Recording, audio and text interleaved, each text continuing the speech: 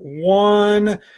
So this weekend was the first time I have ever actually had my show interrupted by porno.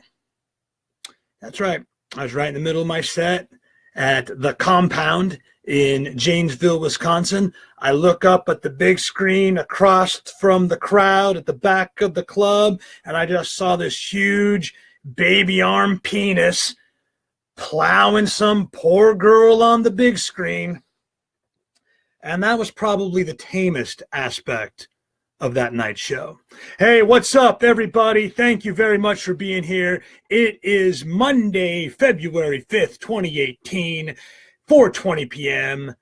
This is your proverbial pal, JerDog, and this is the 420 report. Thanks a lot. Jack Herndon's in already. Hey, Jack, do me a favor, buddy. Hit the share button. Let's get a lot of views on this because I've got a lot of great stories from this last weekend, man. Justin, what's up? Troy, Frank, Greg, how are you? Hit the share button, guys. And give me some comments as I go through this because I've got a lot of stories. A lot of crazy shit went down over the weekend. Right now, though, while the audience builds, while the rest of the people join in, let me give you some show dates coming up here real quick. This Saturday night, I'll be in Altura, Minnesota. Altura, Minnesota. It's just a little outside of Winona. If you know where that is, right there on the Mississippi River. And we are going to be doing the Screwlywed Game featuring the time-traveling game show host, Bink Winkleton. This is an audience interactive game. It's basically the rated R version of the Newlywed Game. I'll put the YouTube video in the comments if you guys want to check that out. It's some of the craziest shit ever. We're going to be doing that at Pooters Sports Bar. It's this Saturday night, February 10th, the Screwlywed Game Show at Pooters Sports Bar. It features stand-up comedy, get the crowd going. Then we bring 3 or 4 teams up on stage. They have to match answers. We give away prizes, fabulous prizes. And by fabulous prizes, we mean terrible prizes. But it's all for fun. It's going to be a great time, and it happens this Saturday night, February 10th, at Pooters Sports Bar in Altura, Minnesota. Then we head down to Clinton, Wisconsin. We go down to Clinton, Wisconsin to Boxcars Pub and Grub, which is home to what I consider to be one of the best weekday one-nighters in the entire country. This Wednesday night, they're actually bringing back their monthly comedy night grassroots comedy tour series. The headliner will be Mike Merrifield, and I think they're already sold out. And if I can get Mike to join in on a Facebook Live 420 report here today or on Wednesday, maybe. I don't know.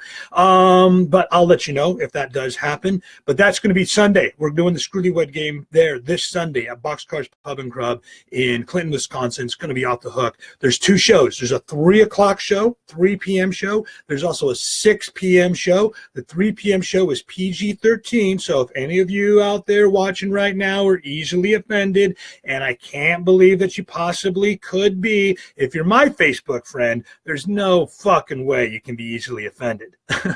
You probably would have unfriended me a long time ago. But if you are, for those who are easily offended, we do the PG-13 show at 3 o'clock in the afternoon, and then it goes full rated R at 6 p.m. So I'm also broadcasting right now simultaneously on my Facebook fan page, The Bar Comic, if you want to check that out.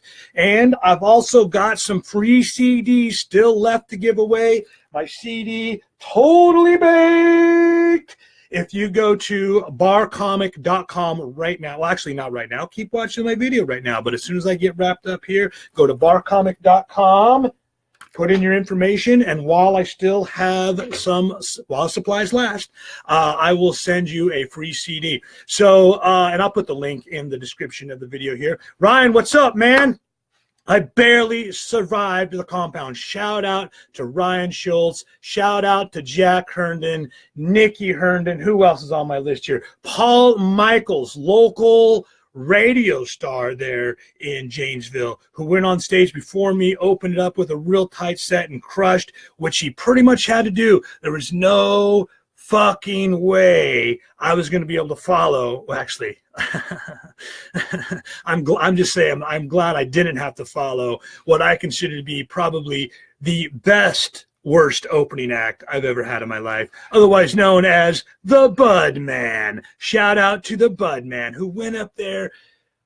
I don't know if it was an act. I don't know what was going on, but he was completely out of his mind, completely wasted out of his mind. And I don't know if it was just a put on or if the guy really had that much to drink or something else was happening there. But and I've seen this shit before. I've seen this go down before where somebody's trying to do stand-up comedy for the first time and they are a little bit nervous, so they have a couple of drinks to take the edge off. You know, that used to be me back in the day. Back in the day, I used to have a couple of drinks to take the edge off. But you still got to get up there with tight material, like actual tight material. Holy crap. I think it was the funniest part of the night, the fact the dude didn't have any fucking material whatsoever. He just kept going on in his Rocky voice with his Rocky t-shirt saying, yo, Adrian, yo, Adrian, yo, Adrian. We got a lot of people from Janesville watching right now. Chili Chalice, what's up? Jessica, Redneck Snooky was there, man. You saw this shit go down. Holy crap. I've seen this stuff go on before, though. You know, it can be very nerve-wracking to get up there in front of the crowd and try to make strangers laugh, especially when you know a lot of people in the audience and they're kind of expecting good things out of you. Back in the day, I used to get shit-faced. You know, why am I saying back in the day used to? Sometimes it still happens. But good grief, this guy provided me with an enormous amount of material for my show that night, which I did, I think, almost 2 hours. And it was completely improv. Just I don't want to say completely 100% improv. There were some real actual, you know, routine polished bits that I threw in there here and there to mix it up and to keep things rolling, to keep it tight. But this dude, the Bud Man, it was probably one of the most awkward 5 to 10 minutes I'd ever been through. I was laughing my ass off. Looking around at the stunned faces, blank stares that were all around the room, people with mouths just dropping. They're yelling shit at him. He's getting heckled. And the poor fucking guy had never even done stand-up comedy before, and they're heckling him. Then again, he was pretty wasted. He was pretty fucking wasted. I've seen this go on before, man. You know, it happens. You go damn near any amateur night in any city, there's always going to be at least one person up there that's never done stand-up comedy before. They don't know what to do. They're embarrassed or they're nervous or, you know, whatever's going on, they have to take the edge off.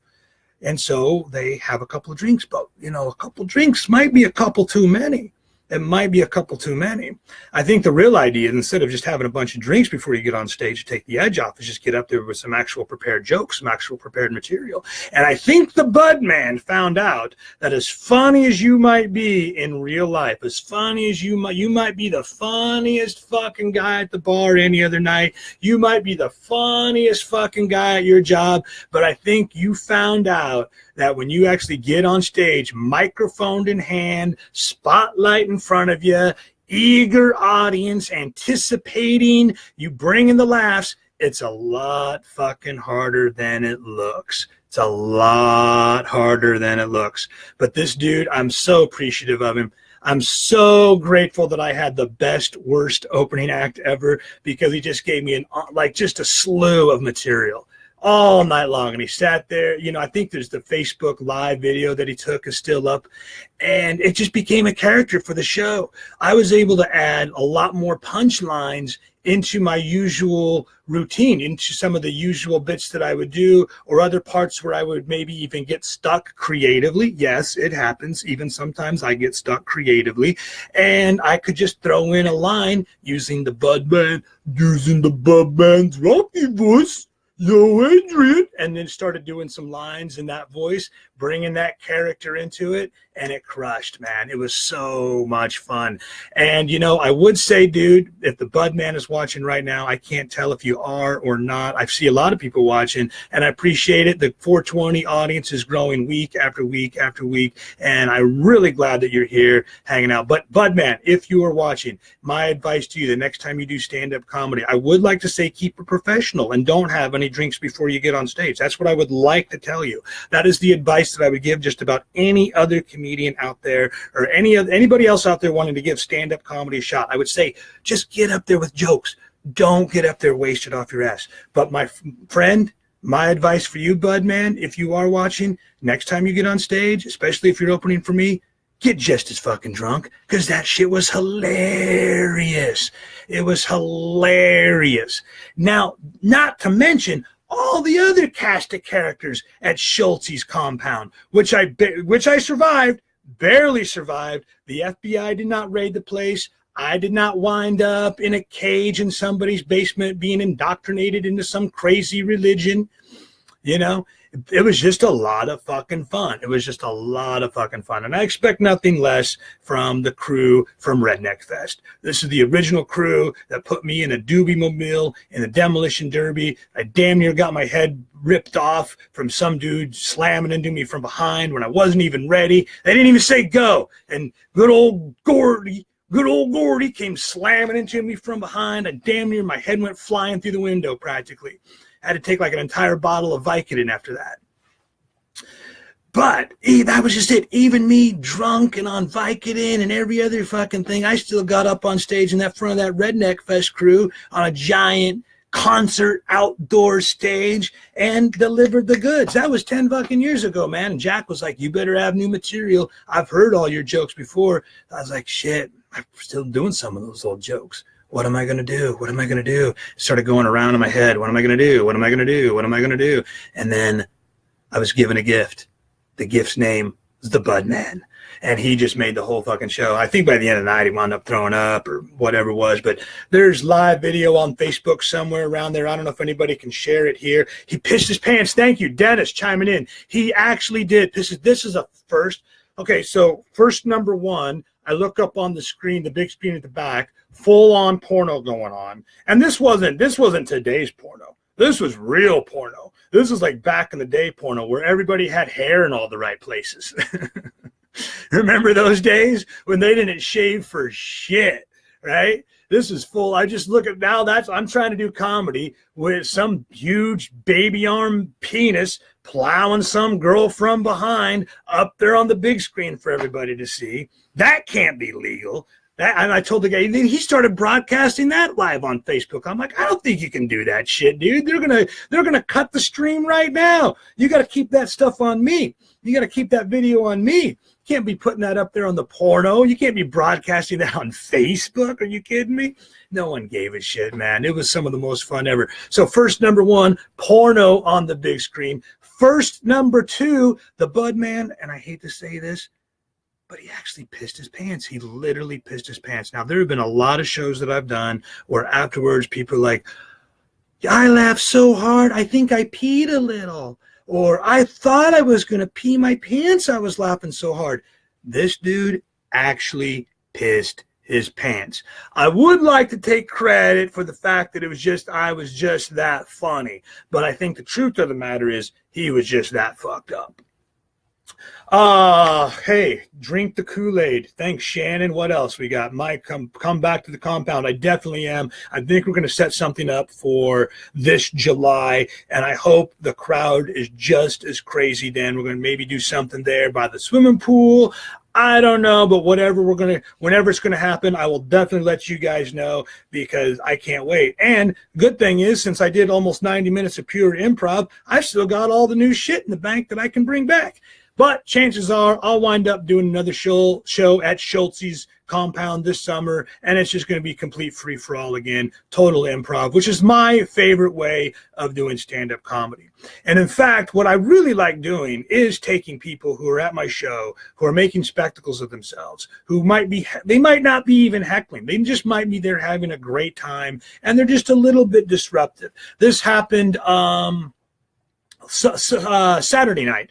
Saturday night, I went to Ashley, Ohio for the He Said, She Said comedy show with Katrina Brown, which we packed him in at the Crosby Place there in Janesville on Friday night. Shout out to Katrina Brown for kicking ass in that show. Shout out to Tim Richards and Kelly Richards and everybody at the Crosby Place. That was a sold-out show, and it was a lot of fun. We broadcast a live Q&A on Facebook, so when you get done watching here, if you want to check that out, we got a lot of views on that, a lot of participation. Just scroll down on my feed, and you can watch the live Q&A Q&A where Katrina and I just make up material on the fly based off of what the audience sends our way on comment and question cards. And that's a lot of fun. That's some of my favorite parts of doing stand-up. I really like improv. I really love doing the improv, and it's the way I've always been.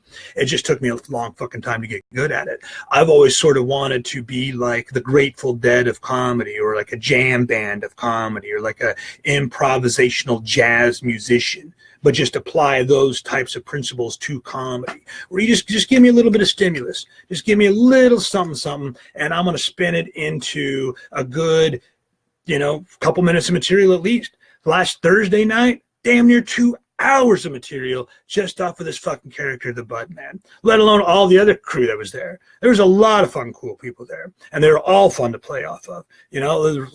Chris and Shock, they were a couple of dudes that were really cool musicians. They added some material into the show. Then they went up on stage afterwards when I got done and kicked ass with it. And that's the way I like to handle hecklers. A lot of comedians just get pissed off. They just get pissed off, and then they rail on the guy. They start lecturing him,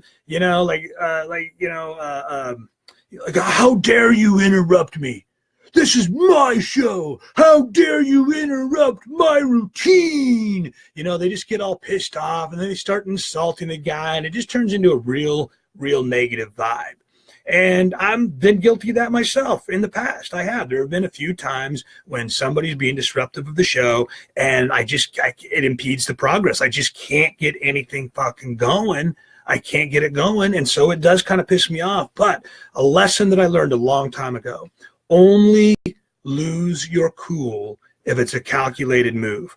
What I like to do now, this is my secret to do an improvisational comedy, and you can pretty much just go, and the shit comes easy. Number one, always speak openly and honestly from the heart. If you're just being real and you're being genuine, the audience will have a lot of appreciation for that. They recognize that shit. And when you're on stage just having fun, they'll have fun with you. You'll never have a bad show. That's some advice that was given to me by the late, great Jim Wiggins, the last hippie.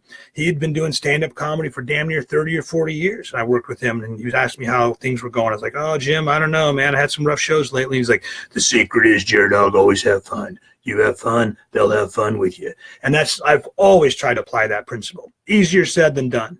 Easier said than done. But my other secret, not just share openly and honestly from the heart, just with the intention of giving everybody a good time. The other secret, which I'm going to share with you right now on my Facebook live video blog to doing improvisational comedy, is relax into the moment, be completely present to the moment. And then for me, what I like to do is anybody who's interrupting the show, or anybody who's disruptive, or anybody who has something unique that's out in the audience that we can sort of focus on, and if they've got a good sense of humor and I can tell that they're going to be okay bringing them into it. Like I was going to tell the story about fucking Gib Eyes, and I got sidetracked for a second. But what I do is, in my mind, I make everybody in that audience a superhero.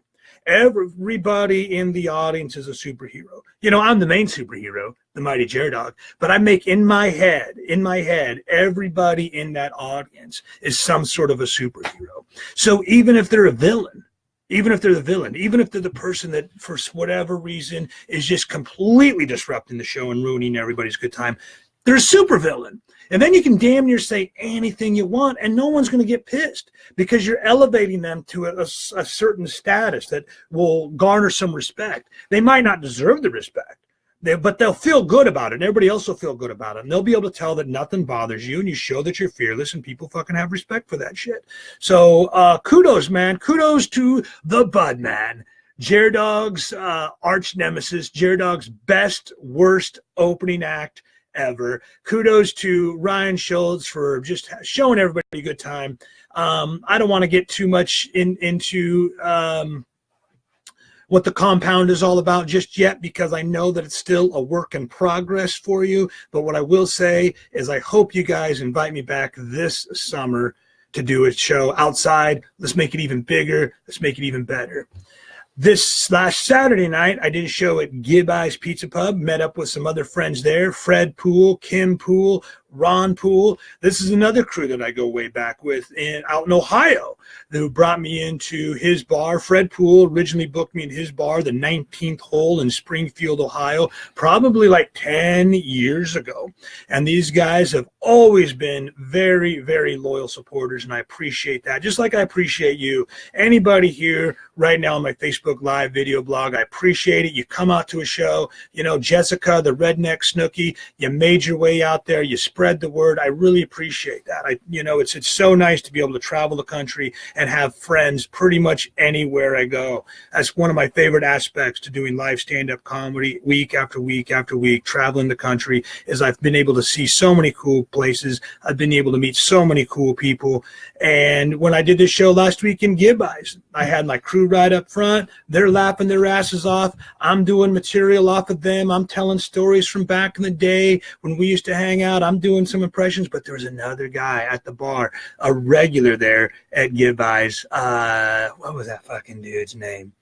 What was that dude? I can't remember his name now. Doesn't matter. But he was just blurting out shit left and right. And every time he'd say something, he'd end it with, oh, oh, oh, like he would interrupt the show and then go, oh, like he didn't realize he was talking, didn't realize that, oh, shit, I interrupted the show, you know. So then that became a tagline, end of the night. And I turned that guy into a superhero. And I just wish I could remember his fucking name. I'll have to go back and watch the videotape.